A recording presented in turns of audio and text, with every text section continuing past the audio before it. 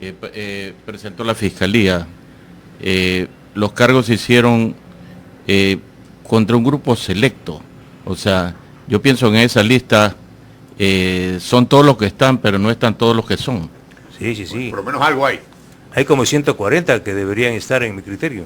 Bueno, pero a ver, hablemos de estos 22, porque aquí hay 22 fulanos que cogían billetes, entregaban contratos a compañías privadas y luego las hacían pagar facturas, que es más o menos de lo que se trata, Arroz Verde. La estructura del soborno... número de facturas claro, publicitarias y etcétera para que las campañas de Alianza País sean exitosas. Nosotros lo llamamos la industria del soborno, porque es una industria.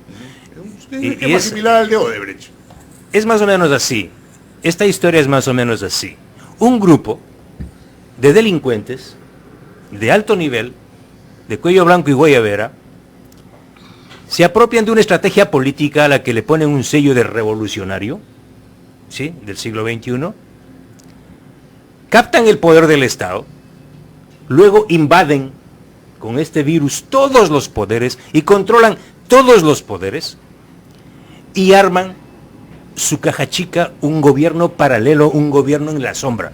Arroz Verde es un gobierno en la sombra, que actuó desde la presidencia de la República, bajo el liderazgo de Rafael Correa y Jorge Glass, y que tienen unas sucursales fuera del Palacio, como en el edificio Concord, en el edificio La Unión, manejados por una amiguísima de Rafael Correa, llamada Pamela Martínez. Todo documentado claramente, todo, aquí no hay escapatoria. Todo documentado. Puedo decir yo que el 85 hasta el 90% de las evidencias, llámense pruebas, en el juicio, clarísimas, las aporta el periodismo de investigación. Y lo que ha hecho la Fiscalía es confirmar y reconfirmar con los allanamientos, ¿sí?, las incautaciones de materiales y de documentos que ha hecho en la Presidencia, en la Corte Constitucional, y con las delaciones premiadas de la propia Pamela Martínez, de Conceizao Santos Filo, de Laura Terán y otros, confirmar la certeza y veracidad de esta que para nosotros por ejemplo, es un honor, Fernando, de investigación. Se dice que el cuaderno, el famoso cuaderno de Pamela Martínez fue escrito en la cárcel. El cuaderno nosotros nunca lo privilegiamos como un tema central en las evidencias. Es una más. Y es quizás la más deleznable, la más débil de todas las evidencias. ¿Cuáles son las madres de las evidencias? La delación de Pamela Martínez. Claro. La delación de Laura Terán. Ellas no se van a pegar un tiro en la cabeza para salvarse e inculpar a alguien. Si ella dice lo que ha publicado Zurita y Villavicencio es exacto. Oye, están los cheques, claro, perdóname, pues están los contratos entregados y los cheques de vuelta. Están las facturas. Entonces tienes factura, tienes cheques. Están las facturas. Es decir, si hubieras pagado en efectivo, como también hay mucho dinero que se murió de manera oscura en efectivo. Mucho más grave. Sí. Son delitos legalizados. Porque Sinohidro, por ejemplo, y Telconet certifican que estos pagos o parte de estos pagos a través de facturas cruzadas o de cruce de cuentas, ¿sí?, fueron registrados en el Servicio de Rentas Internas. O sea, ¿qué prueba más quieren? Claro, están clavados contra la pared. Sinohidro dice, el pago realizado a esta empresa que prestó servicios para la campaña de Alianza País además, está registrado en el registro civil. Oye, digo, en el Servicio de Rentas Internas. Compra de camisetas, banderines, claro, o sea, sándwiches para los borregos. Todo eso está aprobado. Pero están facturas. Nosotros aquí en el libro, ahí están las facturas. Es decir, no hay cómo salirse de aquí. 11.000 documentos. A ver, nosotros recibimos en el llamado Arroz Verde 11.000 documentos que los revisamos. ¿Por qué es tan lento? La pregunta es ¿por qué es tan lento el proceso? ¿Piensas tú que los morenistas están aconchavados con los correístas para dilatar esto hasta que estos 22 procesados, que para la opinión pública son culpables porque tienen todas estas evidencias, lleguen a matricularse como candidatos a Princesita Navidad concejal, a presidente? Justamente Celia Andrade, nuestra radio escucha, nos dice, explique brevemente por qué tarda tanto los jueces. Yo creo que el morenismo está interesado o actuó ya al dejar fuera del tablero de acusados a algunos. Principalmente desde el plano periodístico nosotros hemos reaccionado críticamente en el sentido de por qué dejaron fuera a Odebrecht, a Telconet y a todas las corporaciones. Porque no están acusadas las corporaciones. Algunos empresarios también. Están acusados. Hidalgo, es decir, hay constructoras importantes que también están en la olla. Pero no están acusadas las compañías. Sí. A eso me refiero. Esto es muy importante. O sea, la base judicial es el delito de cohecho. ¿quién cohechó a quién? Cohechó no el señor Kai Rung-Guo como representante de la compañía Sinohydro. O sea, Kai Rung-Guo no sacó la plata de su bolsillo para entregar a Alianza País, no. Él sacó el dinero de la compañía. ¿Por qué la compañía Sinohydro no está procesada? ¿Qué digo yo? El momento en que la compañía está procesada, arde Troya. ¿Por qué? Porque la justicia puede acceder a las cuentas, a todo el movimiento económico de la compañía Sinohydro, no solo de esa, Odebrecht, de todas, pues. De todas. Claro. Entonces ahí no van a salir solamente los 15 millones de dólares que drenaron para las campañas de Alianza País.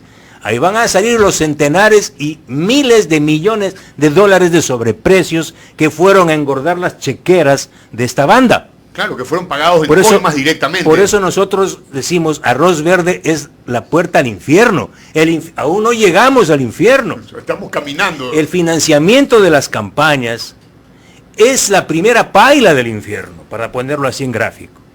Pero cuando lleguemos en un proceso ya por peculado, porque ¿qué es en el fondo lo que está atrás? Es el peculado. Porque la plata que financió las campañas y que financió y engordó las cuentas bancarias de la mafia, claro, salieron de los contratos. Sí, lo que hemos visto es apenas las campañas. Exactamente. Que ha de haber sido pues el 5%. Menos.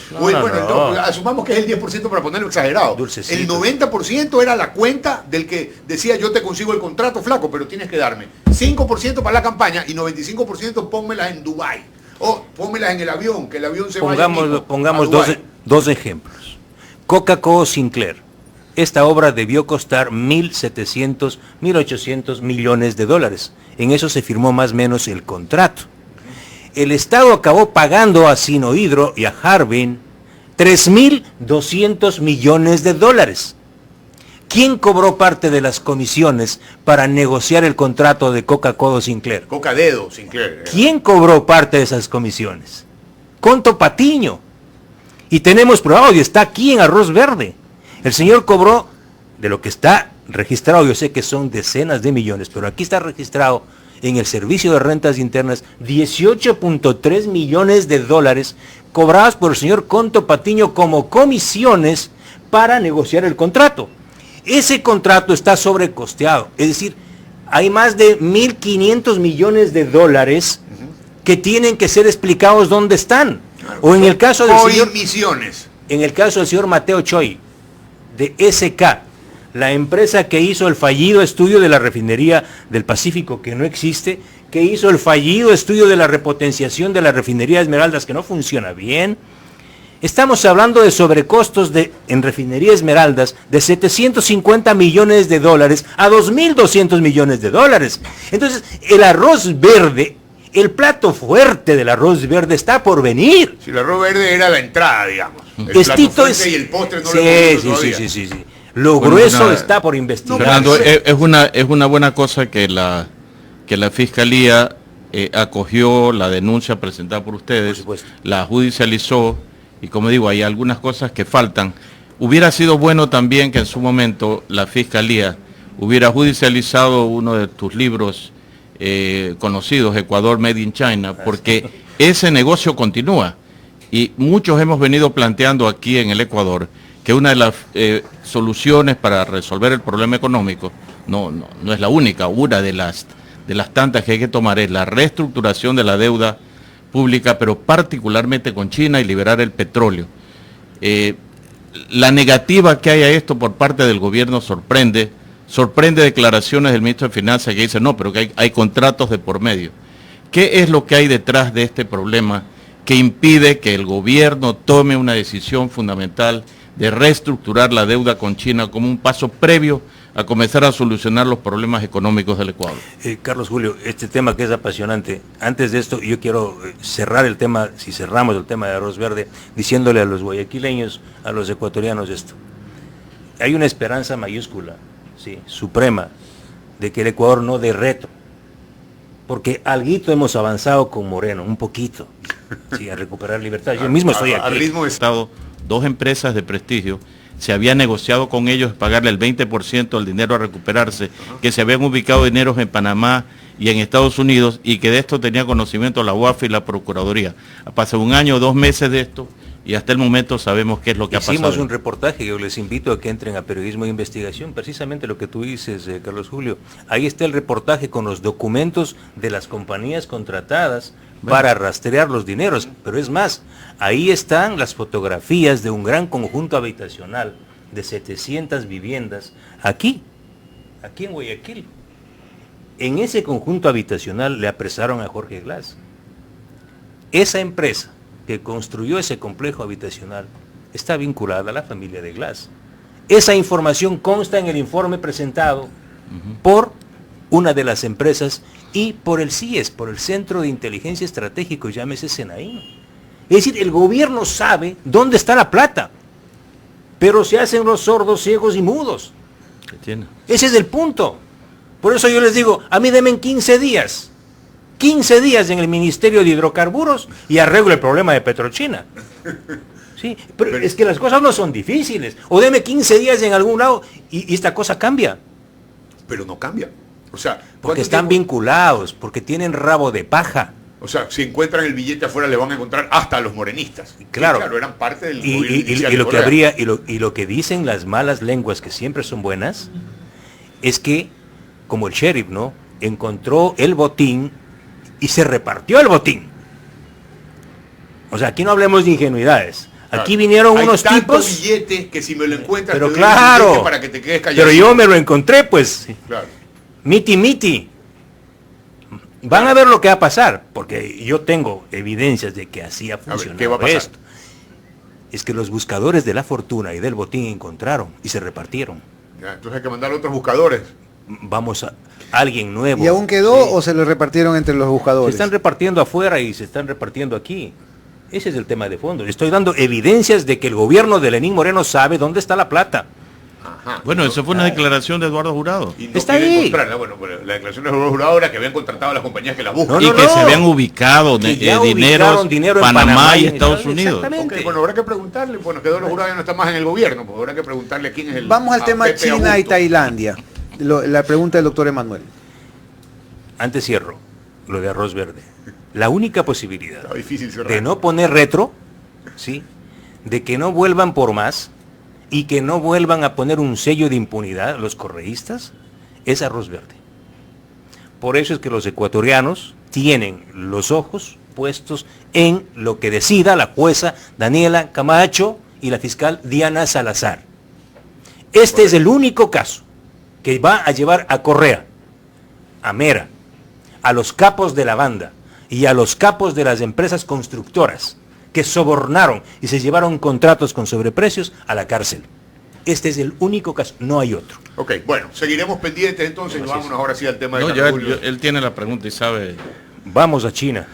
Vamos a China. Acabamos de publicar un reportaje con dedicatoria para el ministro de Finanzas, Richard Martínez, y para el presidente Moreno, para el Frente Económico. Ese reportaje lo hicimos con Cristian Zurita, dedicado para ellos, para decirles, oigan, en lugar de andar buscando peregrina y tristemente recursos en los bolsillos de la gente, con impuestos, O más deuda. aquí, o con más deuda, que al final son impuestos, ¿sí? Aquí está el dinero, ríos de dinero que están drenando a bolsillos de intermediarios, y está facilito. Y esto es terriblemente doloroso, las cifras que están ahí, son cifras oficiales que incluso han confirmado ya.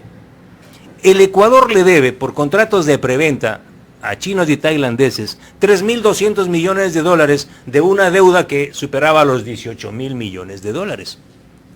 La primera cifra que nos duele el estómago es cómo estos señores correístas y morenistas firmaron contratos tan descomunalmente antisoberanos que para pagar 18.000 millones de dólares de deuda comprometieron 1.204 millones de barriles de petróleo, que a un precio promedio de $60 el barril nos da la cifra loca de 80.000 millones de dólares. Es decir, y aquí están ustedes que son expertos en esto, el petróleo es dinero líquido. El que me quiera desmentir eso, vamos a una clase. Claro, la contragarantía era efectiva, porque el petróleo tú lo puedes vender si en tú cualquier dices momento. tengo petróleo, estás diciendo tengo dinero. Por eso es que es improcedente. No debería haber tasa de interés, ¿entiendes? Ese es el punto. Exactamente. Claro, el Es préstamo más, sin riesgo. es más, ni siquiera Es una suerte de back to back, como dicen los banqueros. Es más, ni siquiera, claro, o sea, es esa llamada venta anticipada o factoring petrolero, págame por anticipado sin interés, porque lo que te estoy dando es dinero líquido. Y por último, cóbrame un 2% de No, spread. es que no tiene sentido. Porque no tiene sentido cuando el billete se va al bolsillo del que está haciendo el negocio. No tiene sentido, porque le estás entregando ese petróleo, ese es un agravante, a una empresa petrolera que va a refinar Fernando, ese crudo. Lo lógico es que esos intereses también fueron a alimentar estos bolsillos corruptos Claro. de los Entonces, correístas del momento. Primero, vamos, ¿cuál es el primer elemento que enloquecido? Entregar volúmenes de crudo hasta 7 veces superiores al monto de la deuda. Aquí hablamos de 4, pero ahora vamos a ver en el saldo que nos queda. Son 7 veces superior. Se han pagado ya una gran cantidad de recursos. ¿Y cuál es el saldo? 3.200 millones de dólares. Para pagar estos 3.200 millones, Ecuador tiene comprometido 360 millones de barriles. Por favor, La matemática, sumen claro, a 60 dólares. Estamos hablando de 21.000 millones de dólares. para 3.000 de deuda. ¿A qué demente? ¿A qué mente demente se le puede ocurrir, ¿sí?, pedir o tener 3.200 millones de dólares de deuda y haber entregado en dinero líquido 21.000 millones de dólares? Solo a un loco. Entonces, por eso que le digo, vea, señor ministro. Aquí no hay locura en intereses, punto. Exactamente. Vea, señor ministro, lo básico es, señores, voy a reducir. Yo con 60 millones de barriles pago los 3.200 millones de dólares que les debo y libero el crudo. ¿Quién me puede decir a mí soberanamente que ese petróleo que está en el subsuelo no es mío? Es mío. Si te quitan 70.000 millones de dólares en una década, te han quitado el 70% del Producto Interno Bruto, o sea... No, pero de un año. No claro, pero de loco, o sea, sí, en 10 años te quitaron 70.000 millones de dólares. Pero 70.000 millones, imagínate cuántas escuelas se robaron, cuántos centros de salud se robaron, cuántas atenciones médicas, cuántos tomógrafos. Estamos por publicar mañana una nota dolorosa sobre el saqueo del Seguro Social, la segunda parte. La primera ya lo proyectamos sobre el Teodoro Maldonado, pero ahora es como en el gobierno de Moreno se mapeó la corrupción, ¿sí? Entregaron los hospitales del IES a caciques locales y a partidos políticos. Estamos hablando de 1.900 millones de dólares. Escuchen la cifra. 1.900 millones de dólares al año que se destinan para la compra de medicinas y el pago de servicios hospitalarios. 1.900 millones de dólares en manos de estos caciques, ¿sí?, que manejan el Teodoro Maldonado Carbo, el HCAM de Quito, el Hospital de Santo Domingo, el Hospital de Los Ríos, el Hospital de Manabí, etcétera, etcétera. Es decir, aquí estamos hablando de que se llevaron la plata por ríos durante el correísmo, pero que se siguen llevando la plata. En el caso de Petrochina, lo que nosotros esperábamos es que el gobierno de Moreno impulse una seria renegociación de los contratos. Fernando, tú entregaste al presidente actual toda la documentación al inicio del gobierno de él, ¿no es así? Toda, y le entregué al actual ministro. Pero en persona fue esa entrega. Personalmente, y a José Augusto Briones. Le entregué cuando era asesor del ministro Carlos Pérez y puso los documentos, los 5.000, y dijo, esto merece estar guardado aquí. Tomó una llave y puso ahí con llave. Entiendo que el señor mandó esa información a la fiscalía, pero no ha pasado absolutamente nada. ¿Cuáles son? Ahí están las pistas. Lean esos documentos o lean mis reportajes. Números de cuentas bancarias. Toda una red de casi 30 empresas offshore creadas por este grupo mafioso. ¿Sí? Los que representan a Petrotailandia, los que representan a Petrochina, a Unipec. Ahí está la plata. Estamos hablando de ¿cuánto? $4 por barril. No esos $4 pueden ser sobreprecio de petróleo o también una sobrefacturación de transporte. Los dos. Las dos. El diferencial. No, es que se esconde, Eduardo. El diferencial está compuesto también por los fletes. Es decir, el pago ¿Cómo hacían ellos? Esto es importante que la gente sepa. Tú puedes cargar petróleo en un buque de 360,000 barriles y puedes cargar petróleo en un buque de 2 millones, que se llaman VLCC, que son unos gigantes buques. Es como que estamos afuera 6, esperamos un taxi, vamos 2 en cada taxi, no, pero viene una furgoneta, vamos todos en una sola furgoneta. Entonces, vale el menos. Costo del el flete no es lo mismo. ¿Y qué hacían estos señores? Venían y cargaban en grandes buques, pero les cobraban como si fuesen de 360,000, que son Panamax. Esta era una forma que les dejaba mínimo a ellos $2 por barril, más los $2 por 500,000 diarios, estamos hablando de un millón diarios. 250. No lo digo yo, no lo digo yo. Se exporta. Ya, lo que se exporta. Lo dice el ministro Pérez, el día que se va del ministerio. Él dice en una entrevista a Diario El Universo, le dice: cuando nosotros retomamos las ventas de spot, recuperamos entre $2 y $5. Yo digo, carajos, yo estuve equivocado, decía 4. Hasta $5, lo dice el exministro Pérez. Bueno, ese ministro vendió con premio y Pablo Flores acaba de vender con premio también, un poco menor, pero con premio. Vean, el punto, porque por ahí salió algún desmemoriado a decir, habla Villavicencio porque la empresa que ganó es Shell, pero no la Shell, sino una subsidiaria que es un trading. Y digo, ¿cuál es el problema? El problema no son los traders, el problema es que se haga licitación. Claro. Cuando hay licitación cambias las reglas del juego, claro, puede ganar un trader. Pero además, todas las compañías petroleras, refinadoras, también tienen su brazo que hace trading. Tienen intermediarios. Porque a veces tú te quedas con crudo sobreestoqueado y lo que tienes que hacer es entregar, revender. Fernando, ese crudo para finalizar la entrevista, ¿qué debemos hacer para desterrar la corrupción en el país? Una cosa, Juan, a ver, tú hiciste una pregunta que no la ha contestado Fernando, y es ¿cuál es el efecto de la corrupción? El efecto de la corrupción es pobreza, claro. Y el efecto de la corrupción es más impuestos y más deuda. Claro, es que es elemental, los niveles de empobrecimiento. 70.000 millones ahorita, no tuviéramos el problema de los 4.000 millones. Es superior al valor de la deuda. Cada dólar que se llevan las mafias es el dólar que falta en los hogares ecuatorianos, es el dólar que falta en el Ministerio de Salud. Y una última cosa, antes de que despidamos a bien, estas compañías que contrataron con el Estado, como Hidalgo que dice que tiene también la mala costumbre de hacerlo también en Perú. Pero en Perú seguramente la justicia es mucho más veloz que la ecuatoriana. ¿No debería prohibírseles contratar a todas estas compañías que le dieron vuelto a los correístas? Pues aquí acaba de contratar la prefectura del Guayas con Hidalgo. Por eso te digo, y el gobierno de Moreno acaba de entregarle un contrato de $600 millones. Es que sigue, entonces estamos en la misma a la empresa banda. Técnica General de Construcciones, cuyo representante Teodoro Calle está procesado en arroz verde. Bueno, entonces, ¿qué pasó? No hemos Pero salido por favor, de la misma espiral de la corrupción. Para nada. Pero, hermano, hace 2 meses de la Corte de Estados Unidos, que es una cátedra, está publicada en nuestro último reportaje de periodismo de investigación, una cátedra de lucha contra la corrupción.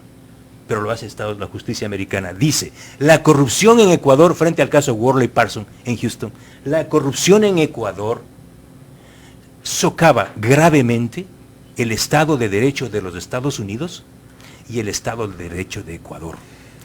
Petroecuador le pide al Tribunal Penal de Houston ser considerado como parte del proceso de Worley Parsons, y el Tribunal Penal le dice, negadín, ustedes no pueden ser considerados como víctimas, ustedes son delincuentes. Sí. Es decir, el Estado ecuatoriano es un Estado delincuente. Y un Estado delincuente no puede ni organizar bien elecciones, ni luchar contra la corrupción, porque es pegarse un tiro en la cabeza. Por eso yo creo, puede sonar radical, tenemos que demoler este Estado delincuente y construir otro Estado